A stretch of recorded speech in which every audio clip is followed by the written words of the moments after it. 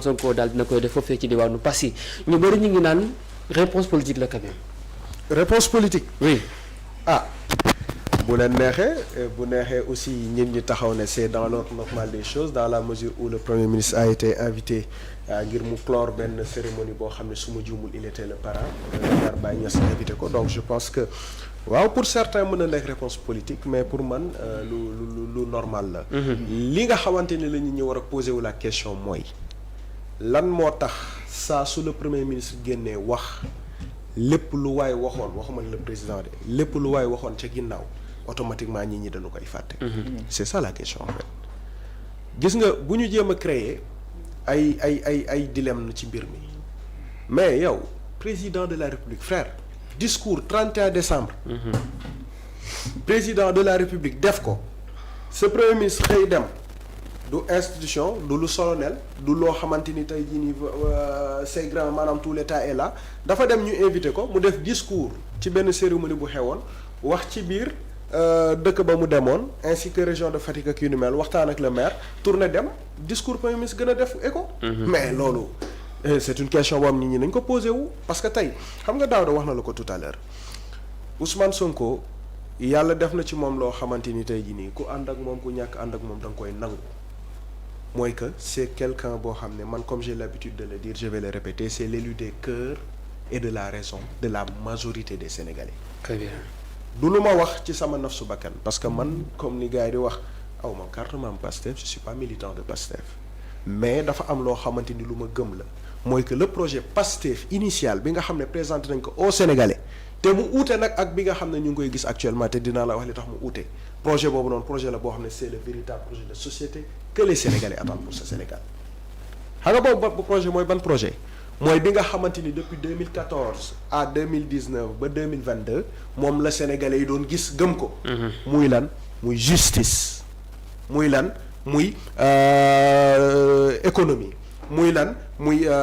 àndandoo ci li nga xamante ni moo jëmale réew mi kanam muy lan muy tey jii ni le développement de ce pays par les Sénégalais en passant par le souverainisme gis nga tey projet boobu noonu kenn moo ko matérialiser kenn mooy ki nga xam ne mooy le porte-étendard c'est Ousmane Sonko nga bëgg ko nga bañ ko moom mooy ki nga xamante ni moo ko indi waa tey déglu nañ le président wax na def na bilan bi nga xamante ni dawal nañ ko ci atum 2025 et on félicite on applaudit waaye dafa am loo xamante ni tey jii nii bu nekkoon cere dañu ne cere bi dese naa saf laalo xam nga ndax lan. parce que dafa am lu ma déggoon ci discours am ba ñuy tëj 2024 jëm 2025 te ma doon xaar la continuité parce que ba tey nous sommes dans ce même lexique là nous sommes dans ce même mandat là à moins de 3 ans wala même de 2 ans de règne ma gis ne am na lu mu waxoon 2024 non seulement gisuñu ko ci 2024 mais amuñu explication ci discours keroogam bi. xam nga muy leen alburax il avait parlé de reddition des comptes le président Bassirou Diomaye Diakhar Faye en 2024 il avait parlé de justice en 2024 ba ñuy dugg ci 2025 te ñaar yi ma la wax nii mooy les principaux fils conducteurs des débats des Sénégalais muy plateau muy grand place muy ci bus yi muy fépp foo mënti dem les Sénégalais en parlent et le président ñëw jàkkaarloog ñun Sénégalais yi 2025 war a def discours waxu ci donc à un moment donné pour man il y a des choses yoo xamante ni tey jii nii bu ñu ko relever sur ce discours mais ça waay y a beaucoup de choses à se demander parce que on a élu un président ci régime boo xamante ni ci parti boo xamante ni dafa am lu mu jaay Sénégalais yi de prime abord nous allons rendre justice aux Sénégalais benn bañ na ko boobu moom moo taxoon mu ni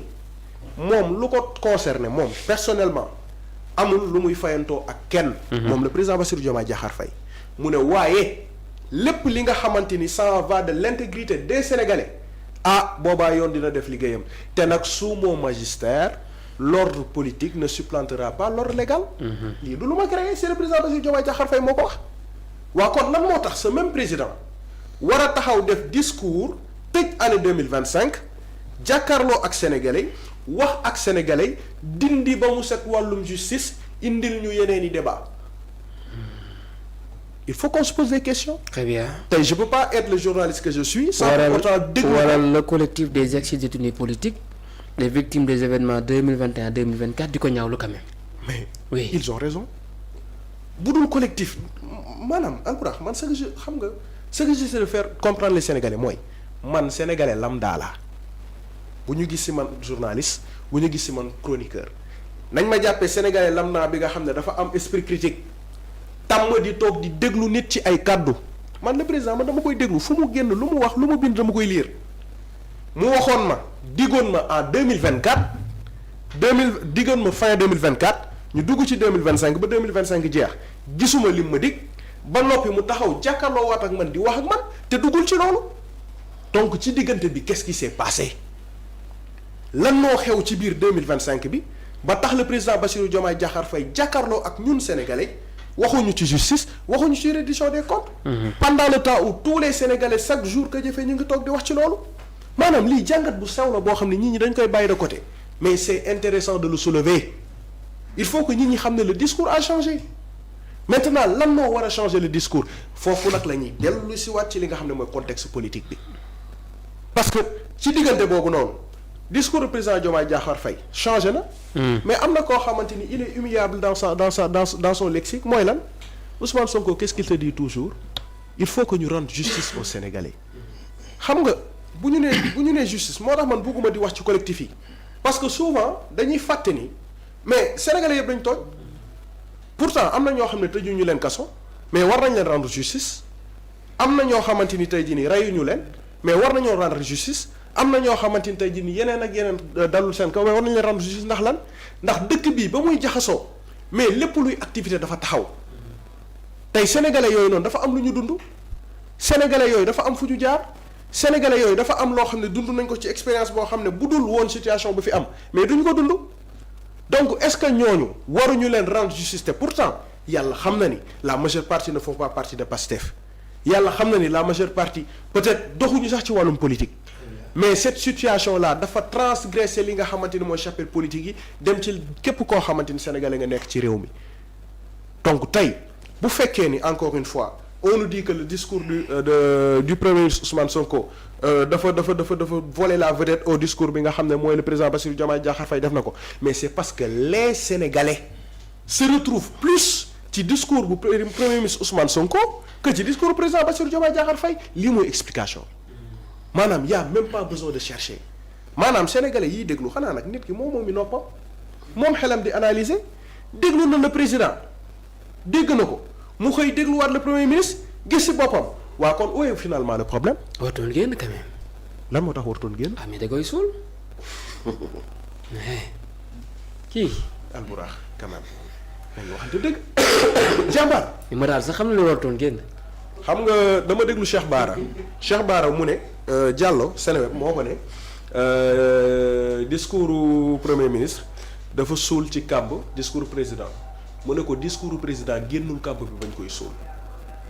réponse boobu laa lay tegalaat sur la table parce que discours président sénégalais yi déglu nañ ko mais gisuñ ci seen bopp loolay wax ci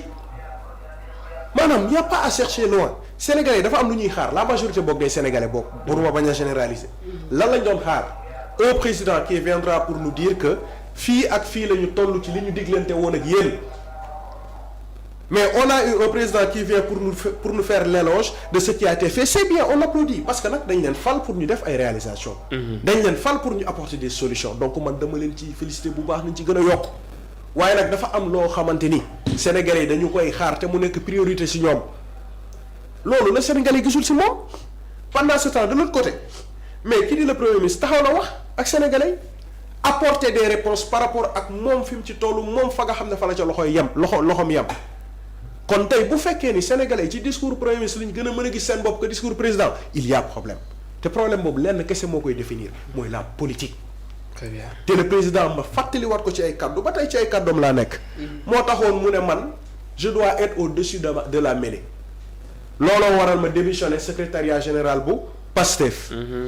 tey c'est ce même président mooy dem daan day xëccoo ji ay coalition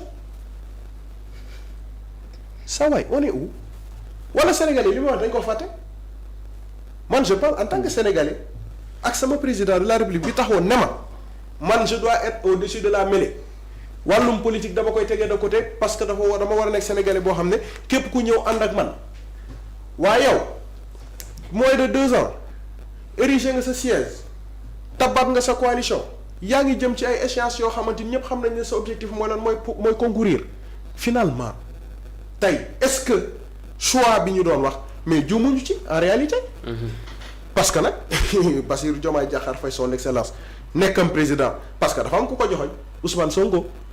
donc est-ce que dëggantaan choix boobu noonu nekkutoon erreur parce que bu fekkee ni on a un président boo xam ne daf lay dig daaw non seulement gisoo résultat mais waxu la lu ci jëm ba pare un président boo xam ne day wax ak kàddoom ba pare teggi war ko dox ci leneen il y a réellement un problème ici au Sénégal. te pour man la politique encore une fois warul nekk li nga xamante ni mooy yàq réew mi. te on a vécu des étapes yoo xam ne ci en un laps de temps diggante 2020 ba 2025 bii pour man lii mënoon na ñàkk ces détails politiciens là parce que tey Daouda wax na ko léegi peut-être di ruubee di reetaan et tout parce que voilà on veut pas blesser wala ba bëgguñu nit dégg ci lu ñaaw mais la réalité mooy que lan le président Bassirou Diomaye Diakhar Faye il ne représente absolument rien politiquement face à Ousmane Sonko looluy dëgg bi saa waay parce que tey bu fekkee il existe politiquement c'est parce que dafa am ci ku mu toppoon bu fekkee ni tey am na fu mu toll ci politique wala boog am na lu mu am ci politique c'est parce que dafa am ku ko ne saa waay ñëwal gis nga nag pour man là c'est benn avis boo xam ne am naa ko pour man wallahi du gàcce ñu ne yow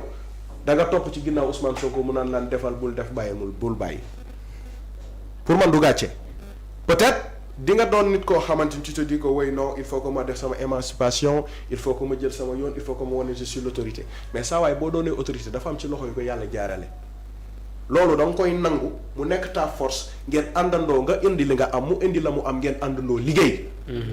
mais mënuloo nekk ci ginnaawam topp ci ginnaawam ngeen nekk ba am fu ngeen jote ngeen xëy bés tag nga ne non comme léegi nag am na fu ma àgg non il faut que ma mettre ko à l'écart pour mën a liggéeyal sama bopp boo ko defee yaa ngi ci erreur te le président Bassirou Diomaye Diakhar Faye il fonce ci li nga xamante ni mooy ci erreur boobu noonu et pour man je pense que li nga xamante ni mooy le mieux à faire mooy ki retrousse chemin delluwaat ginnaaw xam ne kat gannaaw yàlla mi nga xamante ni mooy rabbi samawati wal ardi ci loxoy kenn kese la jaaree la fa nga xam ne lu toll tey mooy kan mooy mooy Ousmane Sonko di son premier ministre. Très bien. donc nag loolu bu fekkee gëm na ko nangu na ko liggéeyam dina yomb waaye ni mu bëgg a doxalee nii alerte. d'accord jërëjëf ñu ngi nuyu bu baax itam Adam Ndour moom ak Omar Sall Camara ak Ndeye Astou Diatara ñoom ñëpp ñu ngi leen di nuyu bu baax ñu ngi ñuy bàyyi xel ci jotaay bi la Ibrahima Xuma ñu bàyyi la nga nuyoo très rapidement laataa ñu ñëw ci honorable ak Matar fàttali ko yow yaa jiite cellule communication Sonko mooy sama carte quand même. asalaamaaleykum maa ngi leen di nuyu yéen ñëpp di leen siyaare ci suba gi. di fay bu baax yéen ñi ma bokkal plateau bi. léegi rafet na lool. ak mboolem mbokk yi nga xam ne sama kàddu dina yegg ci ñoom. li nga xam ne nag man moom moo fi indi mooy cellule de communication Sonko yi sama carte mooy Sonko. dafa mel ne tey ci mbubb moomu laa sol ñëw fi toog donte maa ngi ci biir Pastef yàgg ànd ci liggéey bi waaye tey dafa mel ne ci biir Pastef authentique dafa am ñeneen ñoo xam ne dañoo dégg benn message bu président Ousmane Sonko wax ci le 8 bi mu soññee ndaw ñi ñooñu soññ bi du ci kàddoom lay jóge waaye bu jógee ci kàddoom ñi ànd ak ci ginnaawam ñoo koy jéem a réaliser. réalisation boobu ñu ko bëgg a jàppale nag jàppalanteeg mbokki Sénégalais yi nga xam ne ñoo ne ci ginnaaw looloo waral Sonko yi sama carte mooy Sonko léegi nag ci biir kàddu googu dafa mel ne su ma doon nuyoo